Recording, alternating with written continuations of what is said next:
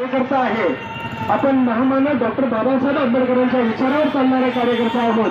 श्रद्धेय बाळासाहेब आंबेडकर यांच्या विचारावर चालणारे कार्यकर्ते आहोत। आपली सुद्धा डिसिप्लिन, आपली शिस्त ही समाजाला दिसली पाहिजे आणि आपल्या न्याय हक्काच्या जे मागण्या आहेत त्या संविधान पद्धतीने मागून घेतलं पाहिजे।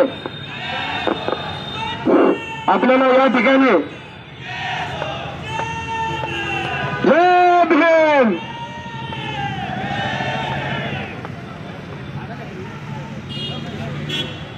या ठिकाणी सगळ्यांनी शिस्तीत जायचं आहे आणि हा आपला मोर्चा